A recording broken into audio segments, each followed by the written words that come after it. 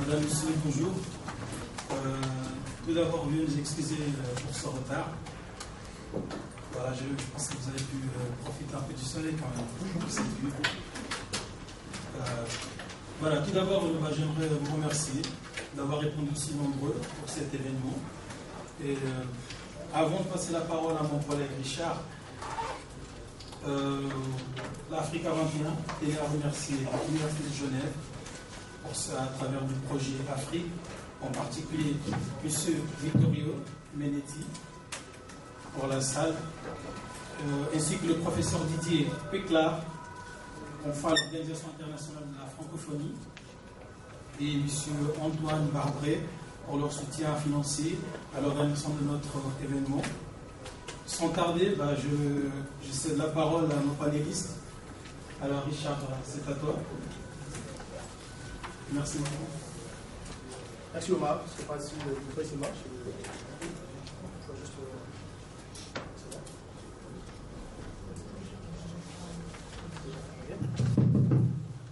Ok, merci.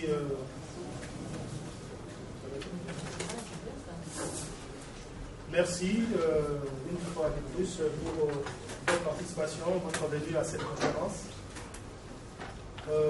Je vais d'abord introduire l'objet de notre rencontre ce jour. Nous nous sommes posés deux préoccupations que nous avons associées les intervenants de ce jour. Nous allons, par rapport à la question de la jeunesse et de l'entrepreneuriat en Afrique, nous avons posé juste les thèmes par rapport à cette question: comment faciliter ou bien insuffler l'esprit de l'entreprise et des jeunes en Afrique, et quels sont les principaux défis auxquels sont confrontés, quelques initiatives qui sont prises ici en ville de Genève, donc la Genève internationale, c'est-à-dire les institutions internationales basées à Genève, et aussi la société civile, d'où nous avons trois organisations, la CNUSED, le Centre de commerce international et Impact M. Ça, c'est la première question. La deuxième question, c'est comment ils répondent à ces défis dans leur plan d'action sur le place en Afrique. Et là, nous allons leur demander quelles sont les réalisations concrètes et comment cela s'est fait par rapport au programme international, notamment l'agenda 2030 des Nations Unies, et surtout par rapport aux objectifs du développement durable sur les 17, quels sont les objectifs qui sont en relation directe avec cette préoccupation de l'emploi des jeunes, et particulièrement pour l'Afrique. Donc, nous avons trois personnes ce soir, ou cet après-midi. Donc, nous allons d'abord commencer par Madame Fiorona Bourgeonnet, qui est économiste, qui travaille à la CNUSED depuis plusieurs années. Elle a une grande expérience en commerce international depuis 20 ans. Et Madame Bourgeonnet s'occupe du programme Empathèque. Elle va vous dire de quoi s'agit, quels sont les objectifs de ce programme, en quoi ce programme est mis en œuvre dans les pays africains. C'est un programme international qui est dans plusieurs pays, mais elle va plutôt nous parler de l'expérience menée surtout en Afrique. Après ce cadre de la CNUSED, nous allons passer au Centre de commerce international avec M. David Cordobès, qui va nous parler des projets d'initiative jeunesse et commerce, qui est une initiative de présence, contrairement à l'initiative de la CNUSED qui a plusieurs années. Il va nous parler concrètement comment cette initiative est mise en œuvre et quelles sont les expériences toujours pour l'Afrique et en rapport avec les défis pratiques qu'on a développés dans le cadre de l'agenda international 2030. Après ces institutions internationales basées à Genève, nous allons accueillir pour les panélistes Julien Crivaz, qui est le cofondateur de Impact Hub à Genève. Il va nous parler de cette activité, de cette entreprises au sein de la Ligue internationale, dans le cadre toujours du lien avec l'Afrique par rapport à la question des jeunes et entrepreneuriat. Je pense, comme on a déjà eu quelques temps de retard, je vais plutôt passer la parole aux panélistes pour qu'ils puissent nous expliquer un peu en détail, de manière brève, pour une quinzaine de minutes. Et après, nous ferons une synthèse et nous allons prévenir à l'Assemblée l'assistance pour avoir des questions par rapport au sujet débattu. Je vais passer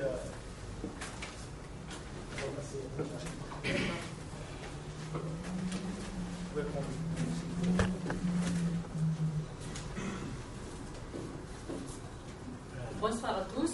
D'abord, je m'excuse pour le retard, c'est vraiment ma faute, mais j'étais vraiment coincée. Il y a une manifestation au palais, et donc j'ai dû attraper le tram qui est assez lent, mais pour le moment, je suis arrivée sûrement. Autrement, je serai déjà encore à la perfection. Bon, je m'appelle Fiorina, tout le monde me connaît avec mon prénom, mon nom de famille est Mugione, c'est un peu imprononçable, et donc je suis assez informelle, je préfère que les gens m'appellent avec mon prénom. Je vois cette rencontre entre amis, il y a des gens que je reconnais dans le public, donc j'espère que ce sera plutôt un dialogue. Je vais vous raconter un peu ce que je fais et le mettre dans le contexte, comme m'a demandé Richard, le modérateur, de notre agenda pour le futur, surtout l'agenda 2030 des objectifs de développement durable, et aussi dans le contexte de la conférence de la CRISEL 14. Donc je travaille à la conférence du commerce et du développement, qui est donc régie par cette conférence qui a lieu tous les 4 ans. Et cette année, c'est l'année donc de la conférence à Nairobi, Kenya, donc en Afrique. Et c'est donc vraiment aussi une agenda pour le développement de l'Afrique qu'on est en train de bâtir. D'ailleurs, aujourd'hui, on a eu une session de négociation et il y a un optimisme finalement qui s'y crée. Et j'espère qu'on va avoir donc un accord conclu dans les prochains jours qui va nous donner de la lumière positive pour l'Afrique et pour le reste du monde dans le thème du commerce et du développement. Donc, je travaille sur les thèmes de l'entrepreneuriat à la CRISEL et je coordonne aussi un programme qui s'appelle Empretech, que peut-être certains de vous connaissent déjà, mais d'autres pas. Donc, déjà, le nom, parfois, peut poser des questions. Qu'est-ce que ça signifie? Pourquoi Empretech? En réalité, on a démarré en Amérique du Sud avec ce programme, en Argentine, il y a 30 ans. Et donc, Empretech, ça vient de l'espagnol, donc entreprise, empresa, en espagnol, et technologie. Le but des fondateurs du programme, c'était vraiment de créer une nouvelle génération d'entrepreneurs, avec un programme qui était pionnier à l'époque, qui reste toujours une méthodologie efficace et disons, à l'avant-garde pour ce qui est des techniques de mobilisation de l'intérêt des participants et de ses résultats. Donc, comme on a commencé à l'Amérique du Sud, on a quand même pu transférer cette méthodologie. C'est moi qui actionne ailleurs. Et donc, maintenant, on est des 37 pays. On a 350 000 personnes qui ont été formées. Et si on regarde la carte du monde qui vient dans la prochaine diapositive, nous, on n'est pas le reste du monde, c'est les pays qui sont marqués à bleu.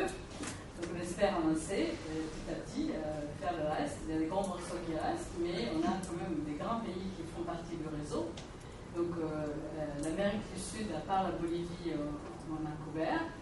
Et en Afrique, vous voyez qu'on est présent surtout dans l'Afrique anglophone. Et malheureusement, on a l'Afrique francophone qui, disons, nous manque dans l'échiquier. On est présent maintenant au Cameroun, au Bénin, au Sénégal et dans certains pays du nord d'Afrique. Mais réellement, c'est notre défi de pouvoir renforcer nos capacités en Afrique francophone. Donc c'est là, c'est dans mon agenda, et on vient d'ouvrir le centre au Cameroun, on a un nouveau bâtiment, donc ça se présente bien pour l'avenir, ça sera un modèle vu que le Cameroun est aussi anglophone, francophone, il peut faire un peu le pont avec les autres pays. On a aussi déjà des contacts avec la Côte d'Ivoire et on espère aussi profiter de notre collaboration des partenaires pour étendre le réseau à d'autres pays tels que le Burundi et encore des pays francophones tels que le Madagascar qui a fait la sollicitude. On a aussi Haïti qui est un pays important pour nous parce que au niveau du défi humanitaire, de reconstruction dans le pays, c'est un pays important. Donc voilà notre réseau. Et qu'est-ce qu'on fait?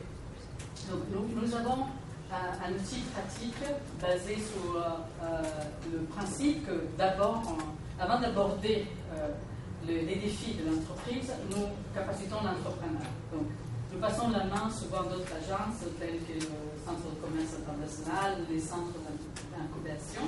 Avant de vraiment développer l'idée du projet, nous prenons soin de développer les compétences personnelles.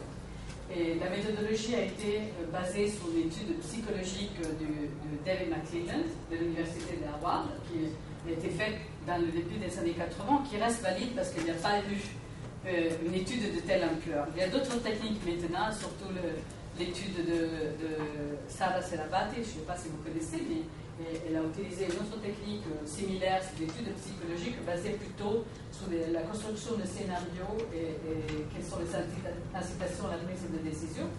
Et tandis que Maxime a vraiment tourné 34 pays avec un jeu, je ne veux pas le dévoiler parce que c'est vraiment le cœur de la méthodologie, qui parle de la prise de risque. Et en fait, la base de l'étude de Maxime, c'est que l'entrepreneur ne prend pas des risques qui ne soient pas calculés. L'entrepreneur qui a un succès est capable de n'importe quelle décision, qu'il soit petite ou grande, d'évaluer ses risques. Et aussi a d'autres caractéristiques personnelles, c'est-à-dire qu'il sait chercher et réaliser des opportunités et dans l'action, qu'il est capable de focaliser son activité à avoir la réussite, donc de planifier et d'avoir des objectifs clairs. Et il y a un domaine de la planification qui est aussi très important. Sans avoir des objectifs et un plan, on ne peut pas aboutir. Et puis il y a un domaine du pouvoir que l'entrepreneur est capable de maîtriser en ayant de l'autoconfiance et aussi en ayant un réseau d'appui et l'habilité d'avoir du charisme, ce qu'on appelle donc les caractéristiques vraiment individuelles. La base de ça, c'est qu'on n'est pas né avec ces caractéristiques-là, on peut les augmenter en les pratiquant. Donc pour chaque compétence, il y a des comportements que notre programme fait en sorte que ça devienne comme des automatismes. Donc on se réveille le matin et automatiquement on met en pratique ces comportements qui nous donnent l'efficacité dans l'entrepreneuriat. L'autre chose, c'est donc ce n'est pas une méthodologie qu'on peut enseigner, on la pratique, donc on n'a pas de classe, c'est des jeux de rôle et c'est aussi la mise en œuvre d'une idée d'entreprise dans une période de 6 jours. L'entrepreneur qui est déjà une entreprise ou qui vient avec une idée doit la réaliser, c'est-à-dire avoir un prototype d'un produit, d'un service, le vendre, faire du profit pendant qu'il est coincé dans la classe. C'est-à-dire qu'il va être observé par les facilitateurs. Nos formateurs sont surtout des facilitateurs, des coachs, vont observer et vont avoir un effet de miroir en disant aussi à l'entrepreneur: tu as des forces et des faiblesses. Nous avons une étude psychologique au départ et après le cours pour lui donner un miroir et savoir qu'un des résultats, c'est que l'entrepreneur n'a jamais toutes les compétences et tous les comportements parfaits. Ce ne serait pas un être humain. Non, chacun de nous a des forces et des faiblesses. Donc on lui dit, voilà, ce qui sont tes forces, il faut les utiliser à fond. Voilà, qui sont tes faiblesses. Et là, c'est la mise en œuvre d'une équipe. L'entrepreneur ne peut pas réussir seul, il doit être capable de déléguer et de trouver des partenaires, qui sont des employés ou des associés, pour réussir. Et ça, c'est le résultat principal, parce que souvent, quand une entreprise, je pense que Julien peut le confirmer, quand on démarre, l'entrepreneur pense devoir faire tout seul. Et il veut tout contrôler, qui est dans l'esprit une bonne idée, Mais dans la pratique, ça ne marche pas comme ça. Il faut savoir déléguer, il faut surtout savoir déléguer les fonctions sur lesquelles on n'est pas fort. Donc si on voit les succès de grandes entreprises, on peut avoir beaucoup d'exemples. Je sais pas, Lego, il était menuisier, il n'était pas bon dans la vente. Dès qu'il a pu, il a engagé son fils, qui était plutôt un commercial. C'est le premier pas vers la réussite. Et donc, savoir reconnaître ses faiblesses, le premier pas pour vraiment bâtir une entreprise. Et c'est là qu'on passe la main après à nos collègues qui deviennent les magiciens pour que l'entreprise devienne innovante ou le partenaire du centre de commerce environnemental qui font aussi que ces entreprises puissent exporter et nos centres. L'autre caractéristique du programme, nous laissons des institutions stables qui sont là depuis longtemps avec des partenaires locaux, souvent des banques ou alors des universités, ça dépend du cas de chaque pays, ça peut être une agence gouvernementale, et on forme des formateurs locaux. Donc on passe la main, on passe la méthodologie, et on fait la mise à réseau et la formation des formateurs régulièrement. Donc pour ce qui est des prétextes, ça c'est notre défi, c'est d'augmenter le nombre des centres qui fonctionnent, augmenter le partenariat, et aussi imbriquer notre formation qui est unique avec d'autres formules pour la réussite de l'entreprise qu'on est à créer.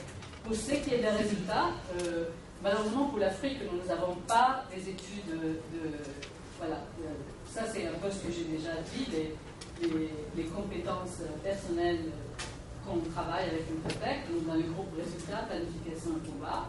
J'ai déjà donc décrit ça. Le cycle d'apprentissage, c'est expérimenter, fait dans l'atelier et après avoir un feedback, une rétroalimentation des formateurs.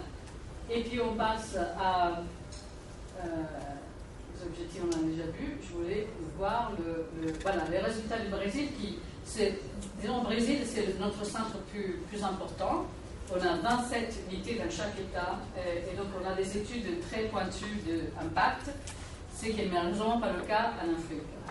Et donc, il y a parfois certains centres qui ont plus ou moins, disons, on a vu que dans tous les ateliers qu'on peut avoir développés, plus ou moins, on a une nouvelle entreprise chaque 4 personnes formées, plus ou moins. Mais les données précises au Brésil nous disent ces chiffres-là. 37% qu'il y avait un emploi avant de participer au cours, démarrent une entreprise. 43% qui n'avaient pas du tout de travail au chômage ont trouvé un emploi ou créé l'entreprise. 58% des entreprises déjà existantes ont augmenté leurs revenus. Et 76% ils ont régularisé leur paiement d'impôts et donc apporté plus de revenus à la communauté. Et donc on essaye aussi de formaliser les entreprises qui éventuellement s'approchent au programme. Là, pour venir à l'agenda 2030, comment on va travailler? On est au début et sans doute la conférence de la CNUSED en juillet à Nairobi va nous donner plus de lignes guides pour ce qu'on va faire. Comme vous savez, il y a 17 objectifs durables. Ce direct qui parle de l'entrepreneuriat, c'est le 4 et le 8. Donc le 4 et le 8, le 4, c'est l'éducation de qualité, où on est déjà engagé. Mais bien sûr, on a le défi de rendre cette éducation plus menée à former des entrepreneurs sociaux pour qu'ils aient un impact sur les objectifs de développement durable. Et on a le 8 sur le travail décent et l'entrepreneuriat, la créativité et l'innovation. Mais notre point de vue, qu'on est en train d'argumenter aussi dans le cadre de la conférence de la CNUSED, c'est le suivant. Et ça a été repris aussi par les collègues du Global Compact, si tu peux passer la prochaine diapositive, c'est qu'on a une entreprise à une chaîne de valeur. Alors, en réalité, l'entrepreneuriat intervient sur plusieurs objectifs de développement durable, pas seulement le 4 et le 8. Parce que dans toute la chaîne de valeur, les entrepreneurs vont faire la différence, soit pour minimiser l'impact, c'est-à-dire avoir de l'eau propre et de l'infrastructure sanitaire, avoir des communautés soutenables dans les villes et dans les communautés, avoir une consommation responsable de la production, ça c'est minimiser l'impact, mais aussi on va maximiser l'impact d'un autre composant des objectifs, par exemple le 8, mais aussi le 13, disons, maximiser l'impact positif sur l'environnement. Donc il y a beaucoup de choses que les entrepreneurs ont la responsabilité de faire en améliorant la chaîne de valeur, et aussi clairement l'objectif 17 qui est un objectif de partenariat avec le secteur privé, mais aussi avec la communauté élargie de la société civile, etc. Donc l'objectif de partenariat voit aussi les entrepreneurs, et surtout les entrepreneurs sociaux, au cœur de l'action. Sur la prochaine diapositive, on voit que le visage des entrepreneurs est de plus en plus jeune. Peut-être pas en pourcentage, mais en nombre qui entreprend, surtout parce qu'elle vient en développement, les populations de plus en plus jeunes. Donc on a affaire avec un groupe d'âge de 18 à 34 ans. Donc ce n'est plus comme avant, où les entrepreneurs peut-être arrivaient après une période d'emploi. Parce qu'il n'y en a pas d'emploi, quand on est en difficulté de créer de nouveaux emplois, les gens prennent l'entrepreneuriat comme un défi, aussi comme une source de revenus. Alors, comme on a dû, nous, ajuster nos formes de faire la formation, mais aussi comment nous allons changer notre réflexion au niveau des politiques. Donc, pour l'instant, nous, on a publié un guide politique pour l'entrepreneuriat des jeunes qui vise à améliorer, c'est en collaboration avec le Commonwealth, les politiques d'entrepreneuriat pour les jeunes. C'est la prochaine diapositive. Ça, c'est le cadre que l'on a utilisé. D'abord, on pense qu'il doit y avoir une stratégie spécifique pour les jeunes, nationale, pour développer la création d'emplois, la création de nouvelles entreprises, qui est celles qui vont créer le plus de nombre d'emplois. Une entreprise en croissance va être en phase de croissance, pas forcément en train de créer de l'emploi. Ça a été déterminé par beaucoup de recherches que la création d'emplois se fait entre 0 et 5 ans. Une entreprise qui est plutôt en phase d'améliorer sa compétitivité peut au contraire diminuer l'emploi. Ça arrive, c'est malheureux, mais c'est comme ça.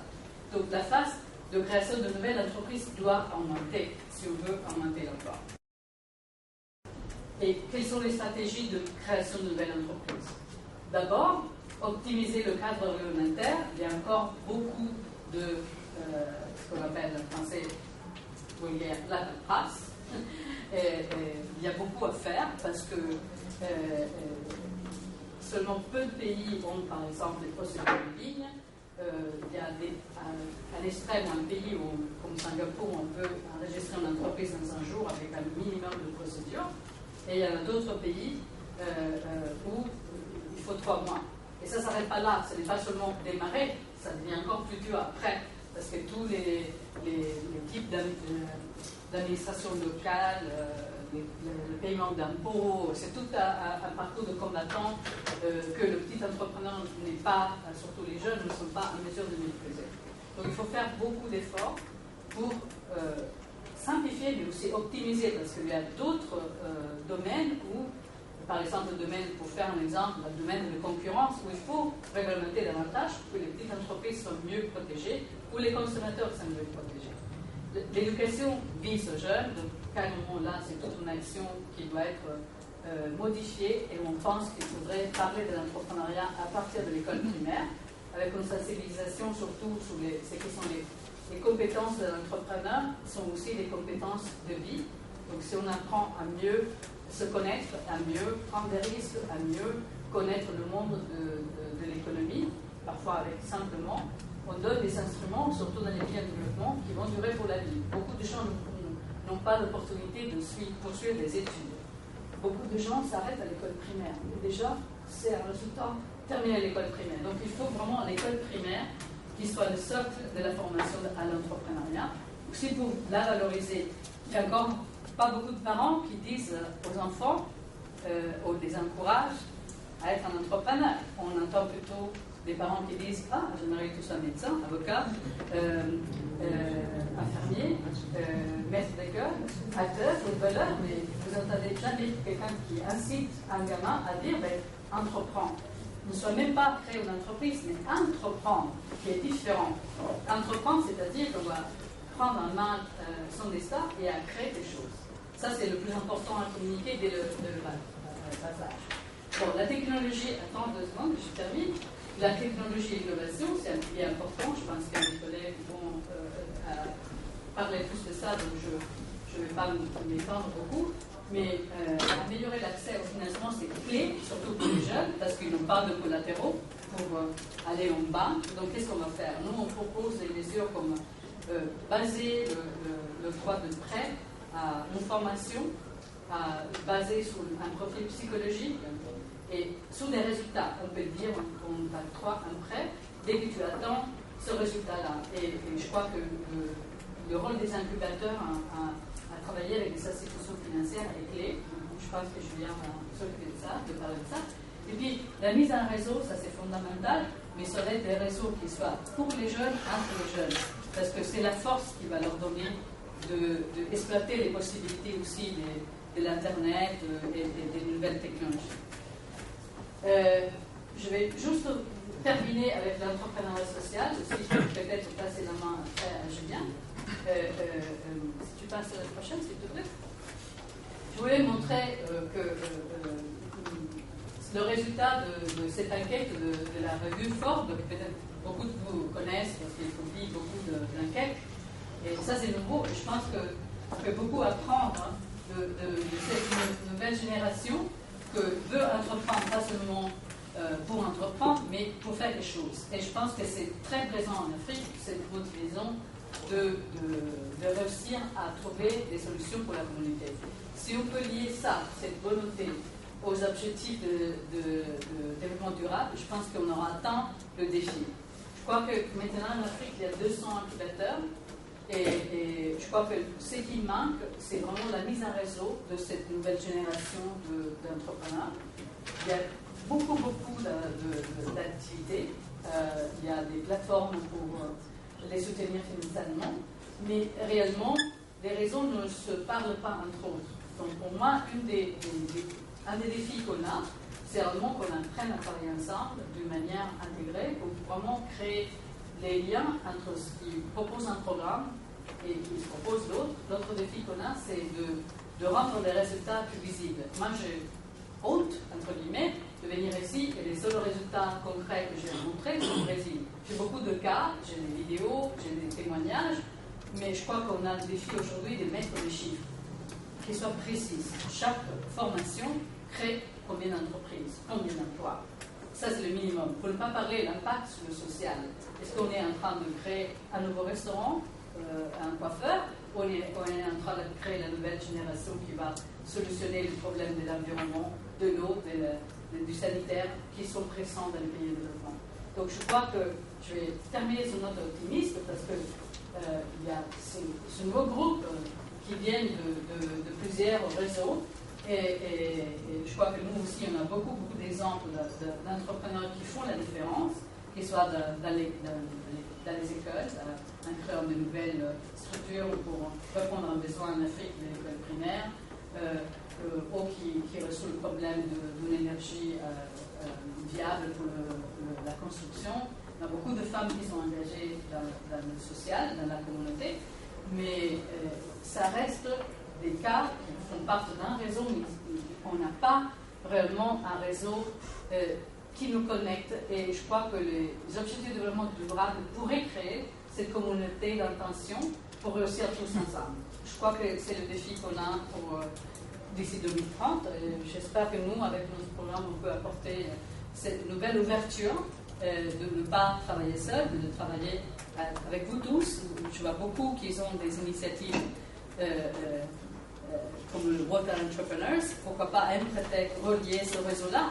Je sais qu'il y a beaucoup d'initiatives du Centre de commerce international pour les jeunes ou pour les femmes. Pourquoi ne pas mettre un réseau, les réseaux? Ça, c'est ma proposition. Merci beaucoup. Merci.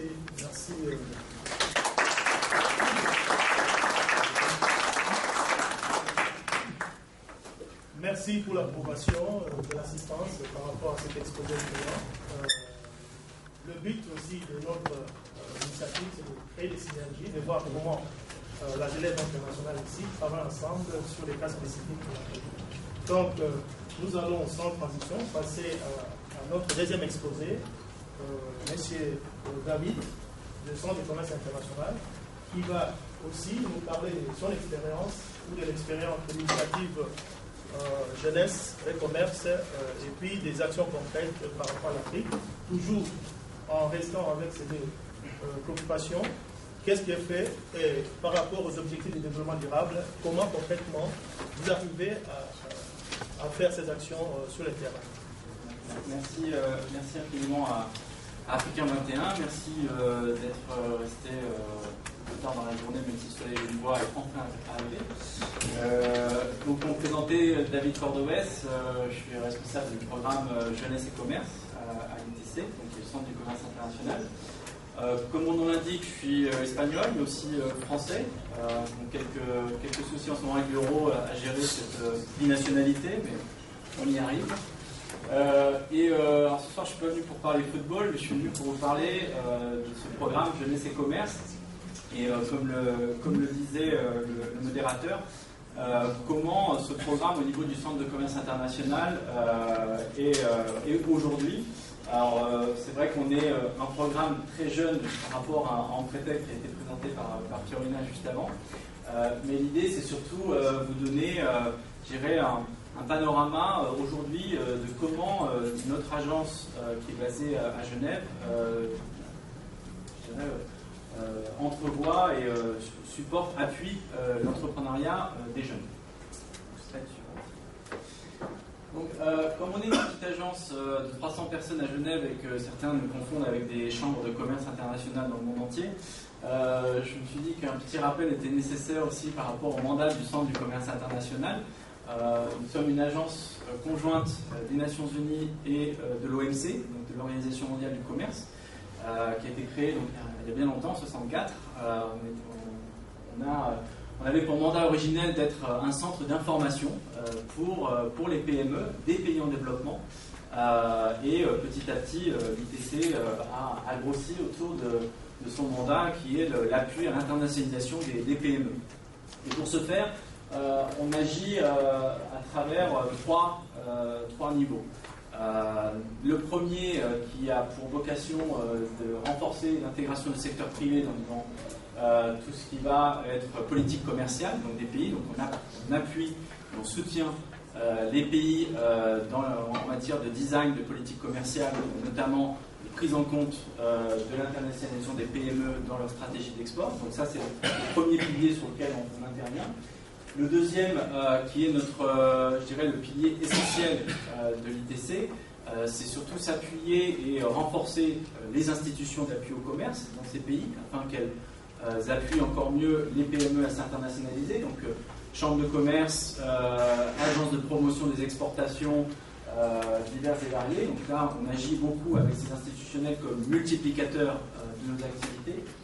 Et puis, le troisième pan, où on agit sur certains projets, notamment directement auprès des PME, notamment avec des programmes d'accompagnement et de coaching. Et justement, le créneau vraiment de l'ITC, pour nous, je pense que vous êtes tous convaincus de l'utilité des opportunités que représentent les PME. Je pensais que c'était utile de mettre quelques chiffres sur la table, et notamment des chiffres qui viennent de notre rapport du SME Competitiveness Outlook, donc, qui a été édité pour la première fois l'année dernière. Déjà de montrer que 95% des entreprises dans le monde sont des PME. C'est une donnée qui est importante, notamment par le fait que ces entreprises, je dirais, ont été remises au centre des préoccupations en matière de croissance, notamment suite à la crise de 2008.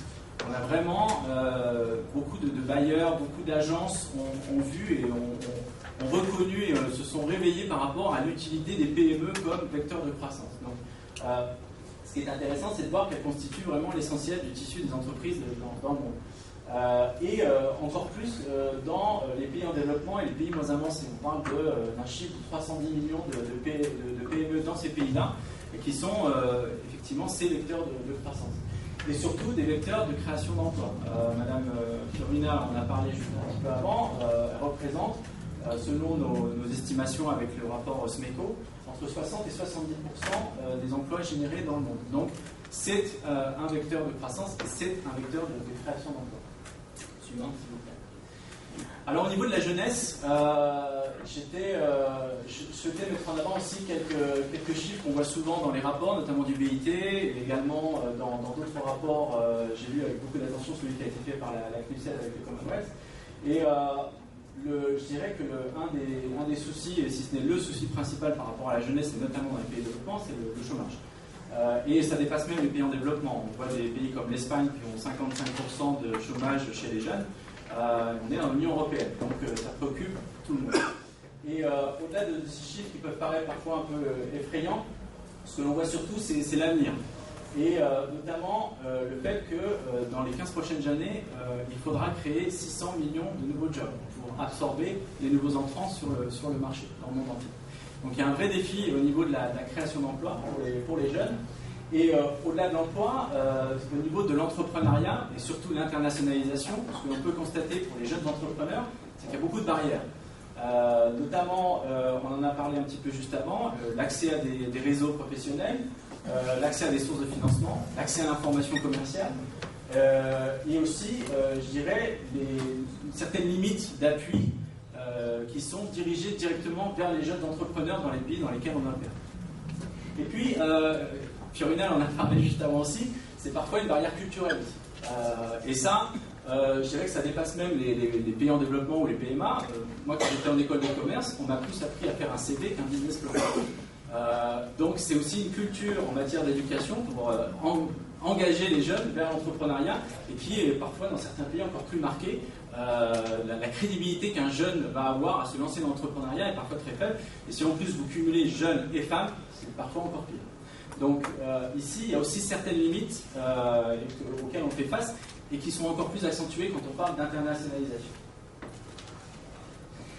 Alors, au niveau de l'histoire du programme Jeunesse et Commerce pour l'ITC, je dirais que depuis 1964, on a travaillé avec des jeunes à l'ITC, on a travaillé avec des jeunes entrepreneurs dans nos projets de coopération technique. Simplement, on a eu beaucoup de gouvernements qui sont venus nous voir, et notamment des gouvernements des pays arabes. Vous n'êtes pas censé, je pense que vous vous en souvenez, en 2011, il y a eu des événements dans le monde arabe, notamment le printemps arabe, qui a mis en avant la problématique des jeunes dans ces pays. Et des délégations sont venues nous voir pour nous dire, bon, au niveau de l'ITC, est-ce que vous avez l'ambition d'appuyer un peu plus sur l'appui de l'entrepreneuriat des jeunes, et surtout la connexion au marché de ces jeunes. Donc, suite à pas mal de requêtes à ce niveau-là, on s'est vraiment posé la question de savoir mais comment on pouvait, dans nos programmes, dans nos projets de coopération technique, faire en sorte que l'angle jeune soit plus pris en compte. Alors on a répondu au travers de deux programmes à cette époque-là, notamment le programme ENACT et le programme EDEC, où on a, dans les pays du Maghreb, mis un peu plus l'accent sur l'appui aux jeunes au travers des différentes activités qu'on a dans ces pays-là. Et je dirais qu'il y a 2 ans à peu près, on nous a demandé d'aller un peu plus loin dans la réflexion et d'aller vers ce programme Jeunesse et Commerce. Et ce programme Jeunesse et Commerce qui viendrait compléter des aspects transversaux, notamment que nous avons l'ITC pour les femmes, pour les communautés pauvres, pour l'environnement, de voir comment l'ITC pouvait vraiment avoir un programme jeunesse en tant que tel. Et est arrivée la question, la première question, c'est quoi la jeunesse ? Je pense que dans cette salle, on est tous jeunes, au moins d'esprit, et de voir à quel segment on pouvait, entre guillemets, s'attaquer. C'est vrai que la définition, par exemple, des Nations Unies pour les jeunes, elle est plutôt entre 15 et 24 ans. Et c'est vrai que quand on parle de jeunes entrepreneurs, et en plus l'aspect international, on est plus dans un segment qui correspond à celui de nombreuses initiatives en matière d'entrepreneuriat des jeunes, entre 18 et 35 ans. Donc, le positionnement déjà qu'on a adopté par rapport à l'âge, qui est un des critères, c'est d'être entre 18 et 35 ans pour ce programme. Donc c'était déjà un des premiers critères. Et comme vous pouvez le voir, dans certains pays, la notion de jeune, selon les stratégies jeunesse qui sont mises en place dans ces pays, est très aléatoire et très volatile. S'il vous plaît. Donc, comme je le disais, l'aspect jeunesse et commerce à l'ITC avait commencé avec des programmes, et ce qu'on nous a demandé avec le groupe que j'avais constitué à l'époque, c'était de pouvoir développer un peu plus l'approche jeunesse à l'ITC. Et la première chose à laquelle on a pensé, c'était de voir comment on pouvait adapter certains outils, certaines méthodologies de l'ITC dans le triptyque politique commerciale, institutionnelle et entreprise, de voir comment on pouvait, je dirais, adapter ces outils-là et leur donner une coloration un peu plus jeune, et notamment l'entrepreneuriat jeune. Et la première, j'ai mis ce slide parce que c'était le slide, c'était le contrat que j'avais passé avec le management de l'ITC à l'époque en matière de développement de ce programme, qui allait non seulement dans l'adaptation des outils, mais également d'avoir une vision beaucoup plus ample sur 5 ans et mettre l'accent sur l'aspect partenariat notamment. De voir quels étaient les partenaires dans le domaine de la jeunesse, dans les organisations internationales, dans les initiatives qui pouvaient appuyer cette démarche. Et aujourd'hui, on arrive avec un premier, je dirais, toolkit, excusez-moi de l'anglicisme pour l'OIF, avec une boîte à outils du programme Jeunesse et Commerce, et qui a pour vocation justement de refléter l'adaptation tout d'abord des méthodologies. Donc, la première, des stratégies jeunesse et commerce, c'est-à-dire les stratégies nationales d'exportation que nous mettons en place dans les pays pour lesquels nous travaillons, et qui ont pour vocation de voir où, dans une chaîne de valeur spécifique, l'entrepreneuriat des jeunes, comment peut-il être un peu plus promu, mais également quels sont les skills gaps, les problèmes de compétences en matière de compétences sur une chaîne de valeur, et comment la partie formation peut répondre à ce problème de compétences dans une chaîne de valeur. Donc ça, c'était le premier point, c'est la partie un peu plus stratégique. Ensuite, nous avons souhaité développer une approche qui réponde plus à l'aspect institutionnel, c'est-à-dire comment faire en sorte que les institutions d'appui au commerce avec lesquelles nous travaillons aient une approche un peu plus orientée vers les jeunes entrepreneurs en matière de connexion au marché, en matière de connexion à l'international. Et donc on a regardé pas mal de projets dans ce domaine, beaucoup d'incubateurs. Effectivement, il y a eu la mention de 200 incubateurs en Afrique et d'autres initiatives, d'autres agences. Et on est arrivé aussi à un constat qu'il fallait quelque chose qui soit complémentaire par rapport à ces initiatives et avec un modèle assez souple. Je vais y revenir après. Donc on est arrivé avec un concept d'accélérateur de commerce international, c'est-à-dire comment faire en sorte que les entreprises, les jeunes entrepreneurs puissent être connectés au marché. Ensuite, on s'est appelé à développer un peu plus la partie formation. C'est vrai que l'ITC, on est aussi connu pour faire beaucoup de formations dans beaucoup de pays, beaucoup de training. Et on a le bénéfice maintenant d'une plateforme e-learning qui s'appelle la SME Trade Academy. Et cette plateforme, on l'a utilisée aussi pour développer des modules de formation un peu plus orientés vers les jeunes, notamment des modules sur les enjeux de l'entrepreneuriat quand on est jeune, mais aussi quand on est jeune entrepreneur, le fait de considérer les marchés à l'export, de considérer l'international et quels challenges et quelles opportunités ça peut offrir. Donc on s'est beaucoup appuyé sur la SME Trade Academy, donc Raphaël Dard qui n'est pas là ce soir et que je remercie du support qu'il nous donne. J'ai laissé quelques flyers à l'entrée. Notamment cette plateforme nous aide beaucoup pour l'accélérateur dont je vais vous parler juste après. Et puis on s'est posé la question aussi de savoir comment on pouvait avoir une approche peut-être un peu plus innovante en matière de projets de coopération technique, c'est-à-dire aller au-delà de mettre en place des stratégies, un accélérateur, faire des formations, mais surtout proposer une sorte de package qui permettrait d'aller un peu plus vers l'aspect Skills for Youth dans les chaînes de valeur. Et à ce titre, donc, on a développé un concept qui permet justement de traiter non seulement de la partie emploi en partenariat avec des organismes locaux, et la partie connexion au marché avec les entreprises connectées à l'international au travers des outils que nous avons développés. Et évidemment, je l'ai mentionné, la partie partenariat qui est très importante. S'il vous plaît. Je fais assez vite parce que je vais faire ça, je suis un petit peu derrière. Donc, les quelques résultats, alors je ne peux pas parler de 350 000 personnes qu'on a formées aujourd'hui, on n'est pas encore à ce niveau-là et j'espère qu'on le sera un jour.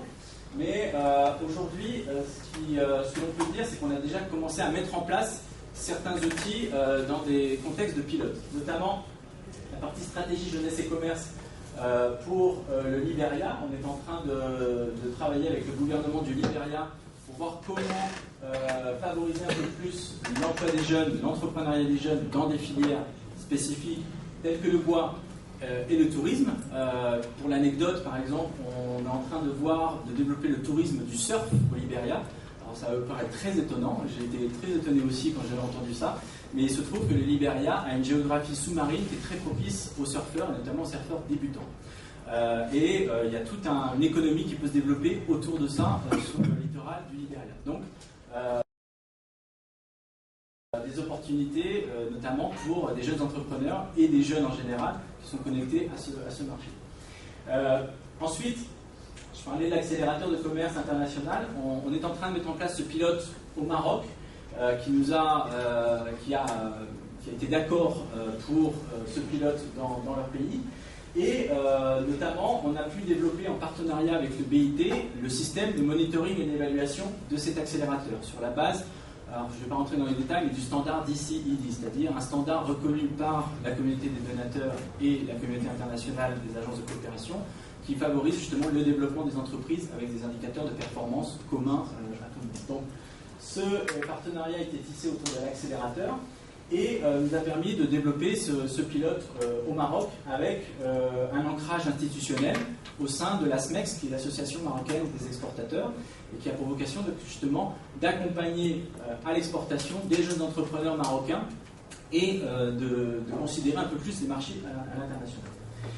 Enfin, sur la partie formation, je l'ai mentionné, donc on a ces cours qui sont disponibles sur la plateforme. Alors, on a fait très peu de publicité par rapport à ces cours, mais on s'est aperçu qu'il y avait vraiment un intérêt et un appétit. Et aujourd'hui, ce sont des cours qu'on va proposer de façon récurrente sur la plateforme e-learning. Ce qui était important aussi pour nous, c'était de faire un peu le parti mainstreaming. Le terme en français, je ne saurais pas le dire, mais c'est un peu plus l'aspect essayer d'insuffler l'approche jeune dans des enquêtes et aussi dans des outils de l'ITC, notamment tout ce qui va être les mesures non tarifaires, les enquêtes sur les mesures non tarifaires, donc avoir des marqueurs jeunes dans ces enquêtes, mais aussi dans le SME Competitiveness Outlook, donc le rapport sur la compétitivité des PME, et de traiter de la problématique de l'entrepreneuriat des jeunes dans ce rapport. Donc ça, c'est en collaboration avec des collègues de l'ITC. Et on a développé des partenariats aussi avec d'autres agences, je l'ai mentionné, mais aussi avec des institutions qui sont dans l'entrepreneuriat des jeunes très actifs. Je pense notamment à Youth Business International et Child Youth Finance International. Et je tenais à remercier la CNUSED en public, parce que c'est grâce à la CNUSED qu'on a pu mettre en place ce contact avec Child Youth Finance International. Donc merci infiniment. Et bien sûr, on a une approche programme validée par le management de l'ITC, donc ça c'est plutôt une vision sur les 5 années à venir.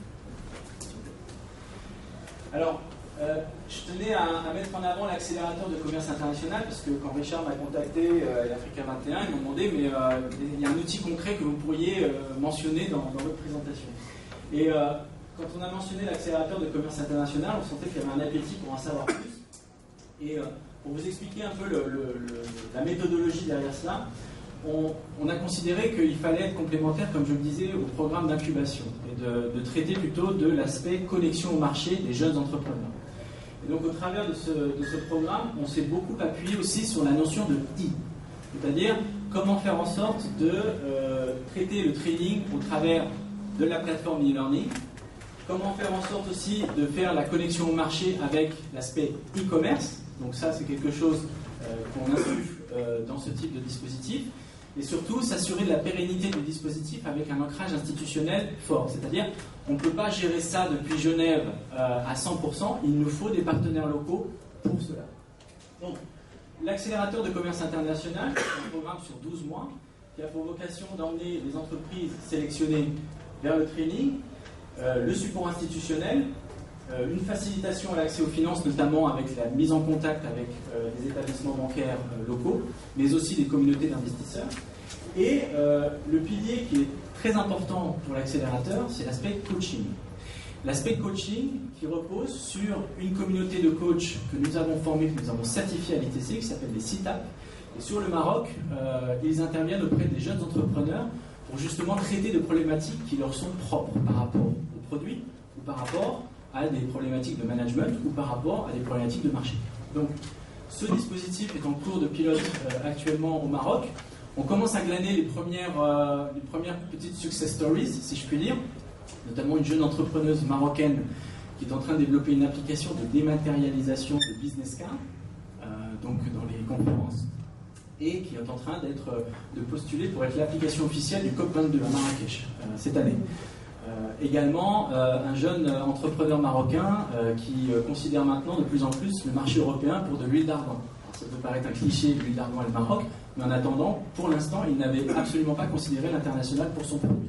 Et d'autres encore qui considèrent un peu plus le marché de l'Afrique subsaharienne et les marchés en croissance tels que la RDC, tels que le Nigeria et aussi le Sénégal.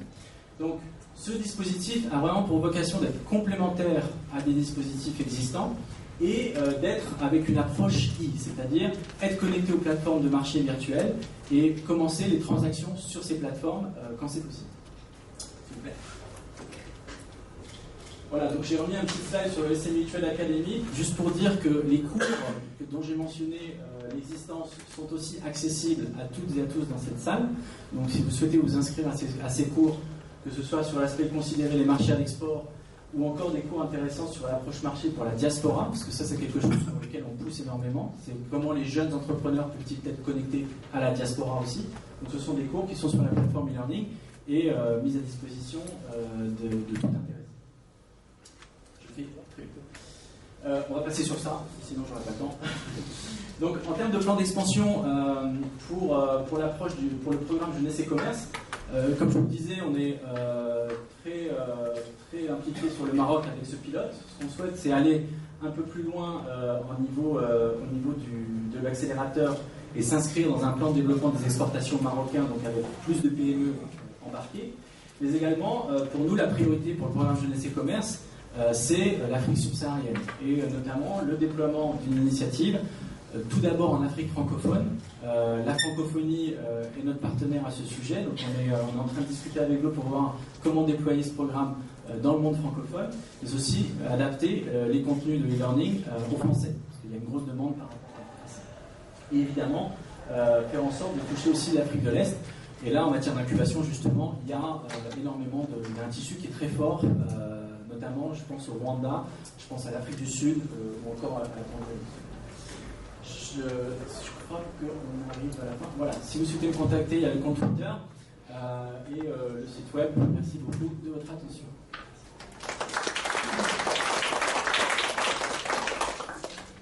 Merci beaucoup David pour cet exposé concis, clair et puis qui va nous permettre maintenant d'aller plus en détail avec la société civile présente le Pacte de Genève qui est une activité déployée à Genève mais avec une application en Afrique. David a parlé de complémentarité. Je pense que Julien peut nous dire en quoi cela est possible et en quoi cela est réalisable.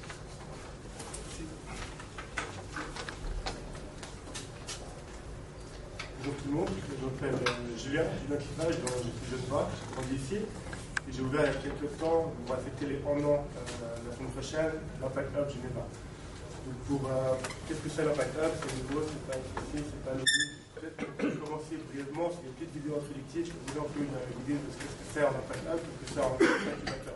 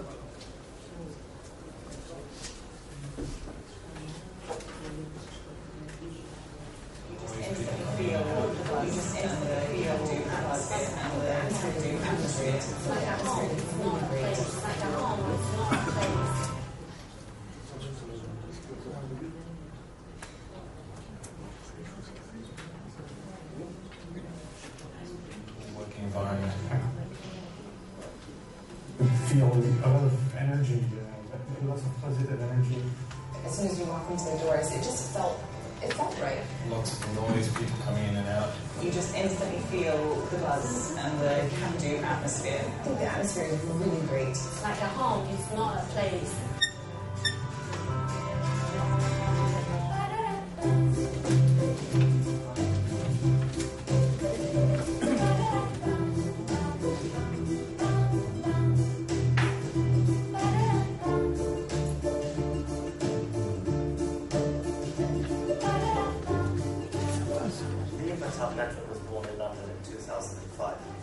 An idea of 4 young guys who wanted to create a shared workspace for people with ideas for a better world, and who wanted to build this better world through collaboration, entrepreneurship, and innovation. And from this starting point, the Impact Hub Network is today a global network hosting 7,000 members in all 6 continents. What is an Impact Hub? It's a sort of a cross between local networks of people working in the impact and social economy, incubators and accelerators who are supporting people with ideas and helping them turn them into action and impact. And of course, a workspace where people can work, connect, and host inspirational events.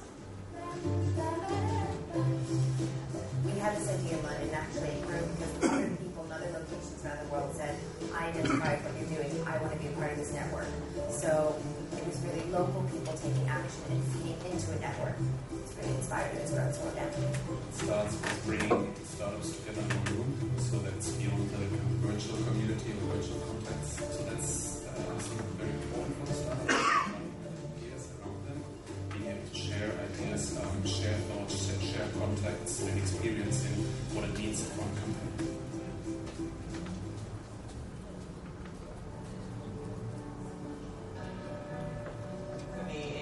Boost my productivity rate, and I've made friends as well as contacts and business. I'm really inspired by Hacking Tweet. It's an amazing group of people that I feel I can really connect to.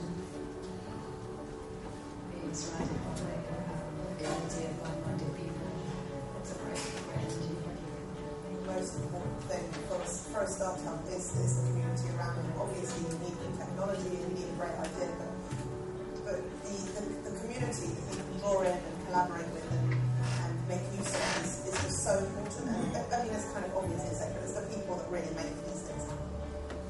I think as we move, further, more deeply into the collaboration, we're going to find even greater opportunities for things to just get done, and our cities, our communities need to get better because people are actually seeing, that what affects you affects me. So the power of this movement is that it is so inclusive that people can write themselves into the story, and it actually benefits the more people on that thing, so they can just need to watch it explode across the world, and it's going to be incredible to see how it all unfolds. So why are we doing this? Because we love helping people bring their gifts to the world. This is about an entire movement of us helping each other bring our gifts to the world. And this is what is happening every time we back each other's projects.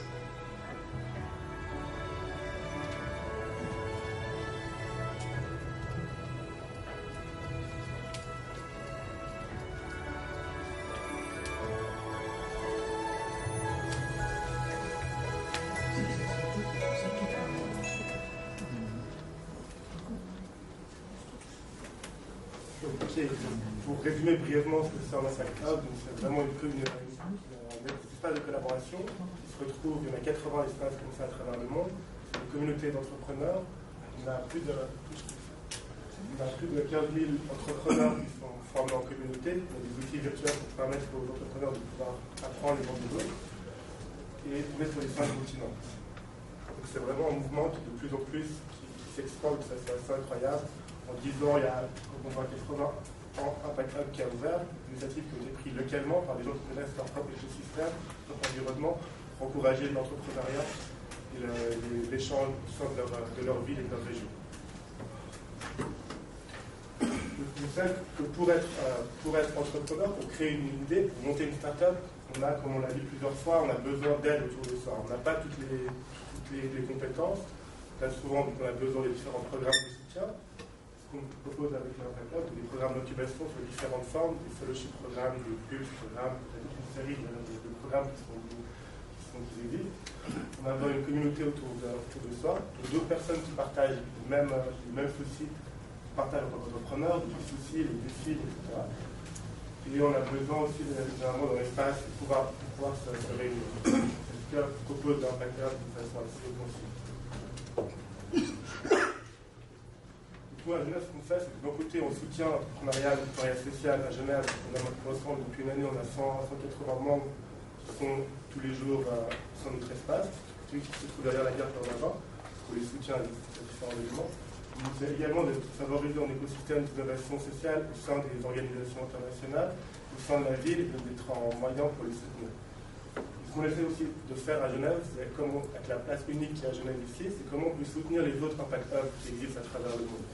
Avec les ressources qu'on a à travers les Nations Unies, à travers le CICR, à travers toute la place financière qu'on a, on peut faire une plateforme d'échange à Genève pour les entrepreneurs qui se trouvent au-delà de notre région. Donc c'est ce qu'on est en train d'essayer de développer en Afrique. Donc il y a un programme qui a déjà une année, et aucun Impact Hub existe en Afrique, et on sait qu'il y a beaucoup de défis qui existent en Afrique, spécialement sur le chômage des jeunes. C'est que chaque année, il y a des milliers et des milliers de jeunes diplômés qui arrivent sur le marché du travail et qui n'ont pas d'opportunité d'emploi. Ils se retrouvent finalement dans l'économie informelle. Ça peut créer des problèmes, des tensions, comme on l'a vu avec le printemps arabe au Maroc avant. Donc, comment essayer de répondre à ce défi-là? Une des solutions, c'est effectivement. Une des solutions, c'est d'encourager l'entrepreneuriat, d'encourager les jeunes à prendre des initiatives, à créer de la valeur pour eux et pour leur famille. Parce qu'on sait, comme l'a été dit aussi par David, que c'est les jeunes entreprises qui vont amener le plus d'emplois. Ce n'est pas les grosses entreprises qu'on pourrait imaginer. C'est vraiment le monde des startups qui va apporter le plus d'emplois pour la génération future et la génération présente. Voilà. Donc de cette idée-là est partie, ça a été principalement, on a été aidé principalement par la fondation, par l'ONG Cordel, qui est une grosse ONG hollandaise, qui nous a demandé de trouver des jeunes entrepreneurs africains qui auraient la volonté de créer cet incubateur-là dans leur propre région. Donc c'est un grand défi. Généralement, c'est triste à dire, mais il y a une tendance qui s'est créée au continent africain par rapport à la philanthropie. Comment essayer de sortir de cette dépendance avec la philanthropie, pour vraiment d'encourager les gens entrepreneurs. Mais l'autre défi qui existe, c'est comment créer des business qui sont de l'impact. Comment créer l'employeur social. Donc, après une année, on a ouvert 8 Impact Hubs en Afrique. J'ai eu la chance de pouvoir voyager partout sur le continent, trouver des personnes intéressées à ouvrir des Impact Hubs et intéressantes.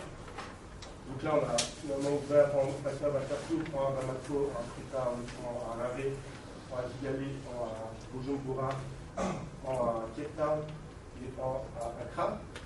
Donc chaque équipe qui a ouvert son Impact Hub en Afrique est dans ces pays-là, vient du pays, connaît son écosystème et vraiment en local, qui connaît comment encourager, comment parler aux jeunes et comment les soutenir dans leur projet.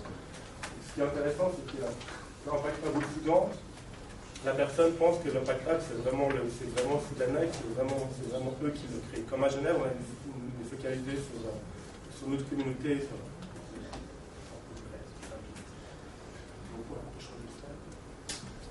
Voilà. Donc maintenant, ce qu'on fait à Genève, comment on essaie à Genève, l'innovation qu'on a avec les continents africains et les Impact Hubs en Afrique. On est en train de mettre en place un programme avec le CICR, la communication de la Croix-Rouge. On va parler brièvement de ce programme-là. Les CICR, ils sont confrontés à des problèmes fiscaux de health environment, qui sont des défis auxquels ils n'arrivent pas à répondre.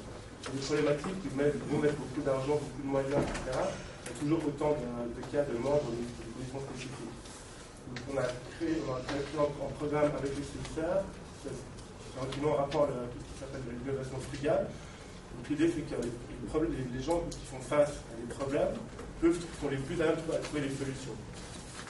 Donc comme chaque Impact Hub, les Impact Hubs au Mali, les Impact Hubs au Soudan, etc., ils peuvent mapper facilement le monde entrepreneurial, l'écosystème qui existe de ça, et qui peuvent trouver les personnes qui travaillent déjà effectivement sur ces solutions-là, qui vont répondre après à la problématique du CICR. Donc avec l'Impact Hub, ça nous permet de mapper l'entrepreneur qui travaille là-dessus, Et on va pouvoir les encourager, les soutenir à travers des formations, à travers des sites funding, à travers des coaching, etc., pour pouvoir permettre de créer une entreprise sociale qui répondra directement à une problématique du ministère, ce qui permet déjà de faire un accès au marché directement. Ça, c'est un programme qu'on est en train de mettre en place. En autre, voilà, je vais faire assez rapidement. L'idée aussi, c'est que de faire venir cet entrepreneur africain ici à Genève pendant une période de 2 semaines. On va les accélérer, leur permettre de pouvoir trouver, avoir accès à ces fournisseurs au global maternage, on va vraiment les accélérer d'une façon qui est rapide. Et parallèlement, il y a un challenge qui est fait aussi, c'est avec Sysnex San Francisco, qui eux font un global call aux startups pour trouver la meilleure solution à ce problème, ou c'est un problème réellement, de mettre ensemble des startups de la Silicon Valley et des entrepreneurs africains pour qu'ils puissent échanger et partager. C'est un exemple de programme qu'on est en train de mettre en place. Et l'autre programme, également, s'appelle le Challenge du France. C'est en rapport directement avec les ODD.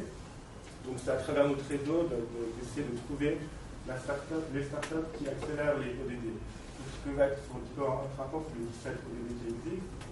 Trouver ces startups-là qui a déjà des startups de 2016, entre 100 000 et 1 million de chiffre d'affaires, en 3 et 10 employés, souvent on se retrouve. C'est de sélectionner ces startups-là, de les faire venir directement à Genève et de permettre de pouvoir pitcher devant un parterre d'investisseurs. Ce qui permet en fait aux entreprises africaines d'avoir une visibilité à Genève et moi la possibilité de pouvoir pitcher devant le parterre du secteur financier qu'on a à Genève. C'est un peu ce qu'on est en train de faire avec un facteur assez rapide. Merci.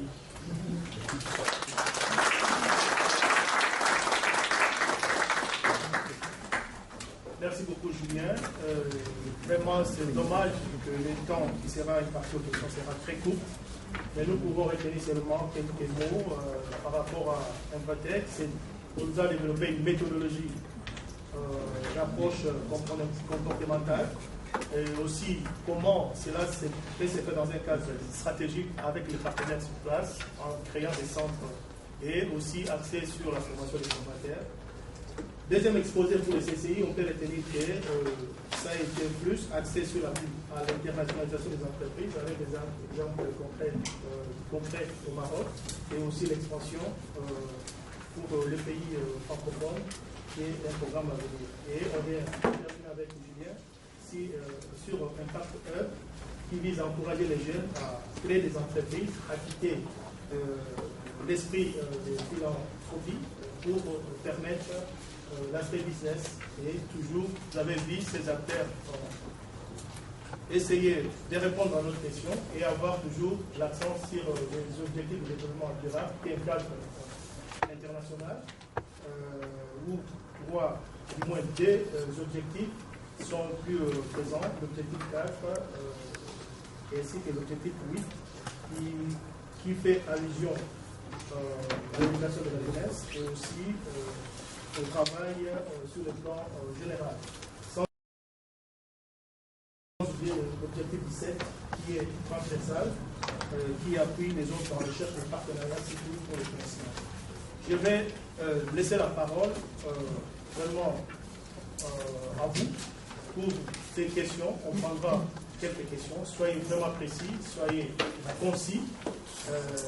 Nous aurons un petit temps dehors peut-être pour partager avec les conférenciers. Je laisse la parole à la salle.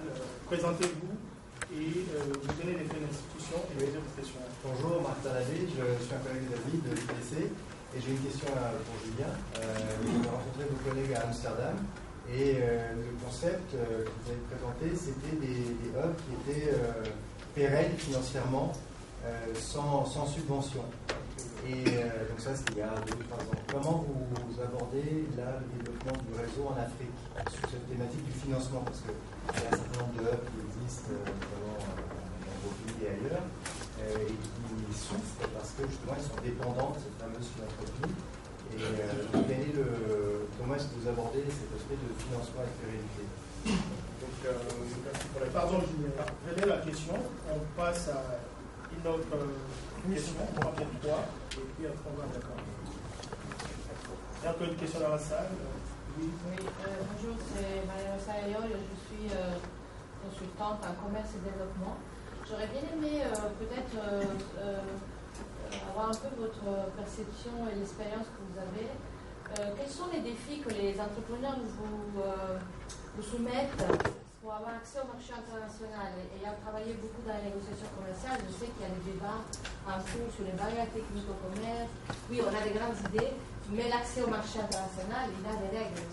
Donc j'aurais bien aimé que vous partagiez un petit peu votre expérience par rapport à ces questions-là. Parce qu'il est vrai qu'on peut renforcer au niveau local, mais quand on passe au niveau supérieur, international, là les jeunes souffrent. Donc j'aurais bien aimé avoir un peu votre expérience par rapport à ces questions-là. Enfin, troisième. J'ai une question qui suit celle de madame en fait. Quand vous dites le développement du commerce international, est-ce que c'est toujours dans le sens des pays africains vers l'Europe ou est-ce que vous tendez plus, et ça s'adresse plutôt à David, au niveau du commerce international? Parce que c'est du commerce international. L'Afrique, c'est quand même 1 milliard de personnes, donc voilà. Oui, la dernière. C'est aussi pour David. David, vous avez parlé des accélérateurs de commerce international à travers lesquels vous créez une connexion tant au niveau du marché que je pense aussi sur le plan financier. Je veux savoir concrètement, ça veut dire quoi? Vous avez une base de données, par exemple, des partenaires éventuels que vous proposez à la start-up et ou alors au niveau des finances. Comment ça se passe? Parce qu'on sait que le nerf de la guerre, c'est l'argent pour une start-up. Est-ce que vous avez des partenaires potentiels qui aident justement les start-up à obtenir des financements? Derrière et puis, s'il vous plaît. Moi, c'est pour madame. Moi, c'est Eric, étudiant en master entrepreneuriat à l'Université de Fribourg. Moi, c'est pour madame Fiorina. J'aimerais savoir votre programme de formation pour les jeunes africains. Comment comptez-vous faire pour la propriété intellectuelle? C'est très important pour les entrepreneurs. Parce que si un entrepreneur crée un produit et que le lendemain, le produit est copié, il perd tout. Comment faites-vous pour gérer ce problème pour les jeunes africains qui veulent s'y former? C'est une question qui concerne les trois intervenants. Nicolas Lorme, donc je démarre une équipe qui s'appelle Waterpreneur. On a vu qu'il y a des synergies, on a vu d'ailleurs que vous collaborez. Ce qui m'intéresse, c'est de savoir quelles sont les perspectives que vous voyez pour accélérer cette collaboration et faire des scaling up. Merci, je reviens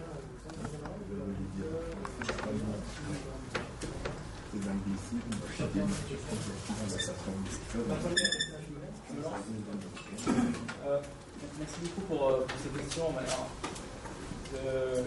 L'aspect de l'accès au marché.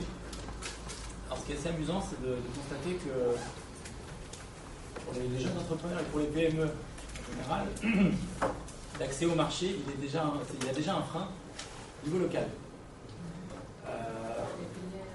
Pour accéder aux chaînes de valeur, pour surtout outrepasser les barrières non tarifaires, et je pense notamment aux aspects de facilitation des échanges. Il y a souvent de gros soucis qui sont rencontrés par les PME qui souhaitent exporter, notamment d'un point de vue administratif. Les autorités locales, je pense notamment, j'espère qu'il n'y a pas de douaniers dans la salle, mais les douanes. Donc ça, je dirais qu'il y a cet aspect déjà au niveau du domestique, pour en partie pouvoir faire en sorte que son produit passe la frontière, quand on est dans un aspect de produit. Et puis après, évidemment, sur les marchés d'arrivée, les standards, c'est ce qui revient le plus souvent. Madame a abordé l'Union européenne. C'est vrai qu'en matière de normes sanitaires et phytosanitaires, il y a des standards qui peuvent parfois être assez élevés. Et je dirais qu'au-delà de l'aspect normatif de l'État et du marché, ça peut être aussi des problèmes au niveau du client final. C'est-à-dire, par exemple, j'ai rencontré un jeune entrepreneur kényan qui fait de l'exportation de viande de poulet. Il me disait, non seulement j'ai un problème de financement, comme beaucoup de jeunes entrepreneurs, mais j'ai aussi un problème de volume. C'est-à-dire que si je veux attaquer Tesco, et je les ai contactés, Tesco au Royaume-Uni, et ils me demandent des quantités que je ne peux pas, auxquelles je ne peux pas faire face. Donc, et là, le problème se pose de pouvoir soit investir, monter en volume et prendre des risques aussi, soit essayer de voir quelle connexion on peut avoir soit sur le marché local, soit au niveau national pour justement, pas forcément répondre à cette requête directement, mais pouvoir s'intégrer un peu plus dans les chaînes de valeur par rapport à ses moyens et par rapport à sa stratégie, par rapport à une ambition à court terme. Donc, les problématiques domestiques sur le marché de destination et vis-à-vis du client. J'en profite, donc j'ai la parole. Sur la partie des marchés, effectivement, ça c'était un réflexe. Personnellement, l'expérience qu'on a au Maroc, il y a encore un léger réflexe des jeunes entrepreneurs à aller vers les marchés du Nord. Ceci étant dit, je pense que c'est aussi dû à des politiques commerciales du Maroc, du Royaume du Maroc, qui ont de plus en plus fait la promotion des marchés émergents et des marchés de l'Afrique subsaharienne. Notamment en mettant en avant des accords de libre-échange et surtout à sensibiliser la communauté d'affaires à ces accords et surtout aux potentialités de ce marché. Et ne pas forcément voir ces marchés comme exotiques. Mais par contre, aller vers le Sénégal, aller vers la République démocratique du Congo, aller vers l'Afrique en général. Je dirais que ce qui est intéressant de constater par rapport à des jeunes entrepreneurs, notamment je pense à l'huile d'argan, c'était pas forcément aller vers le marché français en général, mais c'était taper sur la diaspora marocaine, et avoir ce marché spécifique. Alors, ensuite, pour ce qui est du partenariat pour l'accélérateur, les banques, vous disiez, l'accès au financement, l'ITC, en tout cas, dans le cadre de notre mandat, on n'est pas un organisme de financement. On ne peut pas donner un grant à une entreprise, ça ne fait pas partie de notre ADN. Par contre, dans le cadre de l'accélérateur, ce qu'on a souhaité mettre en place, c'est des partenariats avec les banques marocaines, qu'elles soient partie prenante de cet accélérateur. Pour l'instant, les banques sont frileuses. Et je vous dis pourquoi. Tout simplement parce qu'ils ont été échaudés par des programmes précédents. Notamment au Maroc, il y avait des programmes, d'appui à la création d'entreprises qui avaient été, où le partenariat c'était avec la Banque Populaire et le Crédit Agricole du Maroc. Ils avaient été assez échaudés par rapport à ces programmes pour financer les entreprises. Par contre, là où on les a en board, c'est sur des contributions en nature. C'est-à-dire que les banques, on a tendance à l'oublier, mais les banques, ce sont des centres d'intelligence extraordinaires. Ils ont une intelligence des marchés, ils ont des salles des marchés, ils ont des unités d'intelligence sur les marchés qui possèdent des trésors pour les entreprises. Et c'est sous cet angle-là que je dirais on les a attaqués entre guillemets. J'espère qu'il n'y a pas de banquier dans la salle non plus. Mais l'idée c'était de les amener vers l'accélérateur en leur demandant de donner un service d'information complémentaire à celui des institutionnels, mais également de proposer des trainings. Parce que la Banque marocaine du commerce extérieur, ils ont un portefeuille de formation, ils proposent des trainings et c'est de dire venez, on vous associe, on a des entreprises et ils sont tout ouïs pour votre training. Donc c'est plutôt sous cet angle-là pour l'instant. Mais je vous l'accorde, l'aspect du financement, c'est souvent ce qui a plus abondant. Ça, j'ai répondu à vous. Il y a la question par rapport à la philanthropie. Il y avait deux questions en fait. Le côté philanthropie, c'était plus que les pays, les régions entières sont dépendantes à la philanthropie.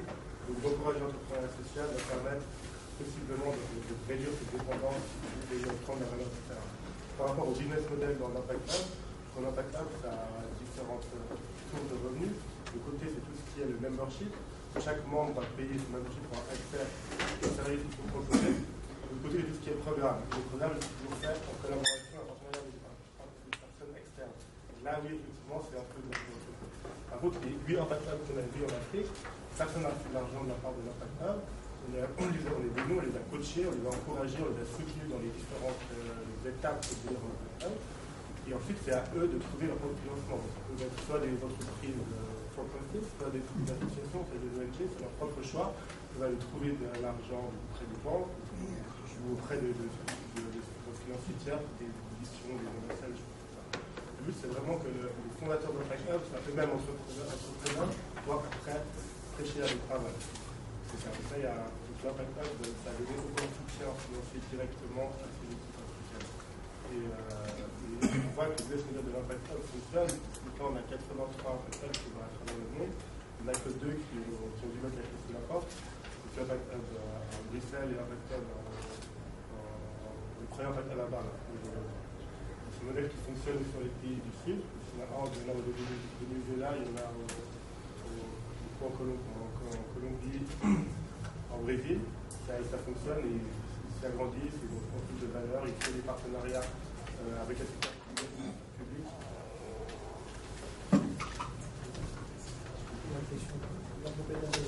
Oui, je voulais aussi apporter une contribution sur le Sud-Sud et vous dire que notre réseau, comme on est là depuis longtemps, fait ça. Donc nous avons plus ou moins chaque 2 ans une réunion avec un espace d'exposition de produits pour les entrepreneurs et c'est vraiment presque tous les pays sur les pays du Sud, mais aussi il y a des pays phares comme le Brésil ou l'Afrique du Sud qui sont le fer de lance pour les autres membres du réseau pour exporter. Et en général, quand on organise ces événements qui sont souvent organisés soit au Brésil, soit en Afrique du Sud, ça marche très bien. Et il y a aussi une co-création d'entreprises qui se fait sans notre intervention du tout. Et puis je voulais aussi dire que pour notre centre Pretec, nous adoptons le même modèle de durabilité parce que nous ne sommes pas financés par le fonds de développement. C'est un modèle de partenariat qui est financé localement et aussi que les entrepreneurs qui adhèrent au programme payent. Et ce n'est pas le résultat qui fonctionne, l'adhésion. Et aussi, nous montons des réseaux sur place, ce qui fait qu'il y a une adhésion de membres sur le même modèle d'Impact. Nous avons commencé comme ça il y a 30 ans. Donc c'est un modèle qui fonctionne. Ça doit être reflété parce que la seule unique manière de créer l'entrepreneuriat est que ces centres soient menés comme des centres privés qui ne sont pas dépendants de fonds d'aide. Et puis pour ce qui est de la propriété intellectuelle, nous intervenons de deux manières. D'abord en travaillant avec les politiques pour améliorer les politiques de la défense de la propriété intellectuelle au niveau de la législation qui manque dans beaucoup de pays encore. Et pour ce que la formation directe aux entrepreneurs pour qu'ils comprennent, nous nous appuyons sur l'Organisation mondiale de la propriété intellectuelle en facilitant le dépôt de marque de notre entrepreneur. Et, par exemple, nous avons une jeune femme entrepreneur en Jordanie qui a gagné un des prix que nous mettons tous les 2 ans pour les femmes entrepreneurs de notre réseau. Elle avait donc un modèle de studio d'autodéfense pour les femmes qui était donc un modèle de succès en Jordanie et voulait donc créer une franchise. Dans la première étape, nous l'avons aidé à enregistrer la marque. Elle s'appelle She Fighter, donc c'est assez attractif et elle a aussi beaucoup de produits qui vont avec le modèle de formation en autodéfense, qui font l'originalité de la marque. Et on a aussi protégé le manuel de formation des formateurs qu'elles puissent créer des franchises.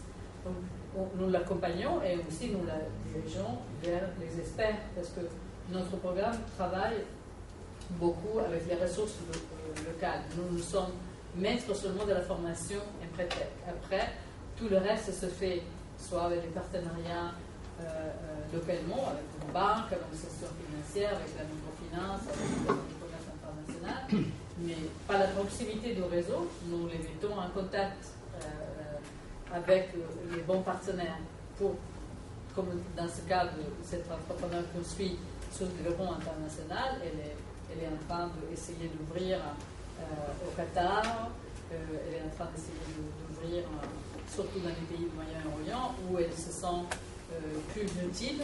Elle travaille aussi avec des communautés de migrants parce qu'il y a beaucoup de violences dans les camps de réfugiés et donc elle est en train de viser aussi la Turquie pour cette expérience qu'elle a acquise dans le développement de l'autodéfense pour les femmes. Vous ne pouvez pas vous imaginer les histoires qui se passent quand les femmes sont parfois agressés dans des camps où les toilettes sont mal illuminées, où elles sont en promiscuité. Donc, je pense que le fait d'apporter un soutien qui est de prise de conscience qu'on peut se battre et on peut se défendre, et aussi de partager les expériences, parce que c'est un modèle de physique, mais aussi de partage de soutien psychologique, et on pense que c'est un modèle qui peut fonctionner ailleurs, surtout dans l'expérience qu'elle a accumulée en Jordanie, où il y a cette réalité aussi des communautés de réfugiés qui sont importantes dans le pays. Donc voilà, nous ne faisons pas tout directement. Nous surveillons que les gouvernements prennent conscience et qu'il y ait la législation adéquate. Nous travaillons avec un partenaire avec l'OPI, et quand il y a des cas spécifiques où on accompagne directement, on étudie le modèle pour qu'ils puissent. Elle ne savait pas quoi protéger. Qu'est-ce qu'elle avait protégé? SheFighter, seulement le nom de la marque? Non. Elle avait plusieurs éléments dans son modèle de négoce qui devaient être protégés pour créer vraiment une franchise et lui donner une identité qui soit différente de la salle de gym de n'importe laquelle. Voilà, j'espère d'avoir répondu. Il y a une question sur Nicolas, sur les synergies de collaboration. Quelles sont les perspectives? La question était posée à J'ai posé la même question. Je n'ai pas de réponse, malheureusement. Sinon, nous, on essaye un maximum. Je crois que, voilà, on essaye d'être ouvert. On a fait des événements à Bagdad. Je dialogue avec les Bagdad au Soudan pour relier un peut-être, par exemple. J'ai mis un réseau de nos partenaires, le Commonwealth, le Child Finance International. On partage. Mais on peut faire beaucoup plus, et je crois que c'est juste qu'on peut monter le niveau si on travaille ensemble.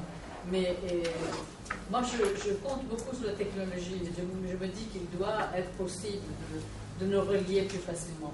On est bombardé par l'information, mais la mise en réseau n'est pas évidente. On est en train d'avoir des blocs, mais après, chaque réseau attend une taille et n'arrive pas à faire le pas suivant, mais ce n'est pas nécessaire. Je crois que pour moi, la co-création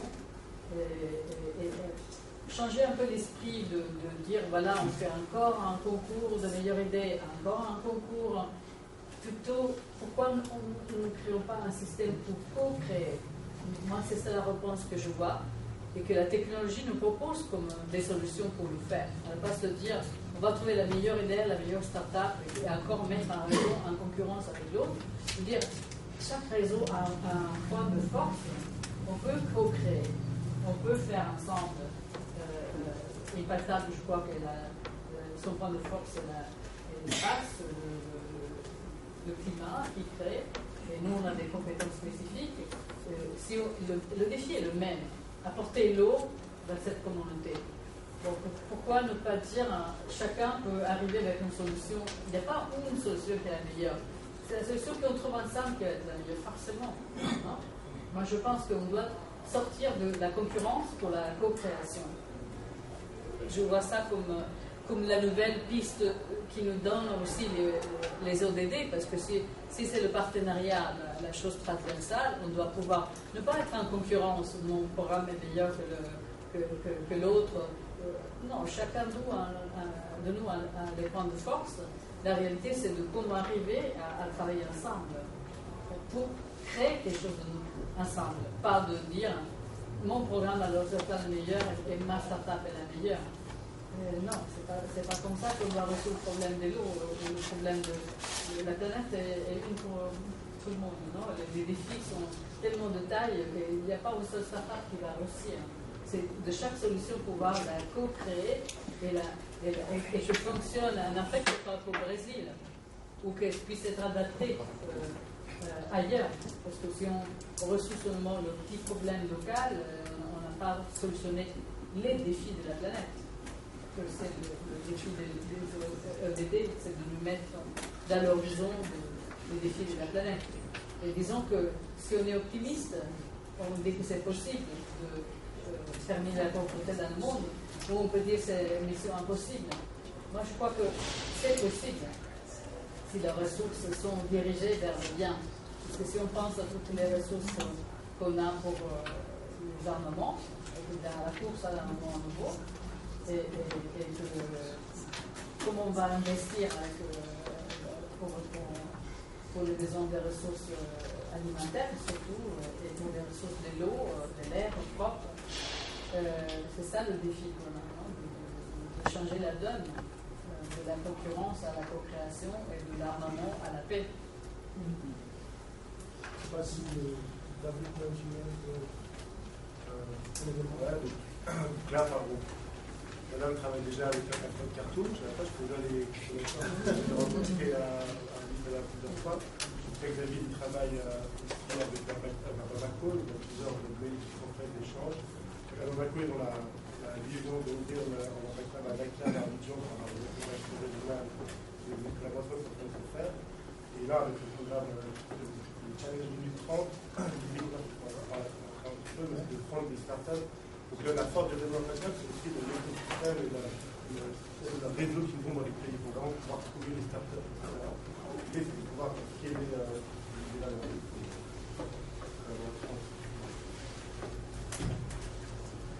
De nouveau sur les partenariats, quelque chose qui est entre institutions, entre organisations. Je crois beaucoup au potentiel du partenariat avec le secteur privé. Alors, c'est pas forcément en allant toquer à la porte des fondations à leur demander de l'argent. Ça, on est beaucoup à la porte. Mais c'est peut-être avoir une approche un peu plus co-créative, justement, et de les solliciter pour notamment appuyer des jeunes entrepreneurs dans les pays où on opère. Ne serait-ce que par du conseil ou ce qu'on appelle du in-kind contribution. On a contacté par exemple un cabinet d'avocats pour qu'ils puissent mettre à disposition un peu de temps de leur staff pour les entrepreneurs que nous appuyons. Encore en cours de négociation, parce que c'est un modèle un peu nouveau pour nous aussi, mais c'est d'impliquer les grandes multinationales, les grandes entreprises, et pas forcément en leur demandant de l'argent, mais en leur demandant une contribution en nature, des compétences. Je pense que là c'est aussi une des vocations des ODD, c'est d'amener un peu plus le secteur privé dans cette réalité. Ouais, merci. Je pense qu'on termine cette note positive, la co-création. Peut-être c'est le monde qu'on va sortir avec dans le cadre de mettre ensemble les objectifs de développement durable qui incitent à travailler ensemble. Vraiment, c'était un plaisir pour Frère Etienne de vous accueillir. Nous n'allons pas abuser de votre patience. Là, c'est terminé notre conférence. Nous avons un verre offert par l'Organisation internationale de la francophonie. On se retrouve ici, on pourra les partager et nous aurons l'occasion peut-être d'aborder certaines questions avec notre panel. Et je demande vraiment d'applaudir pour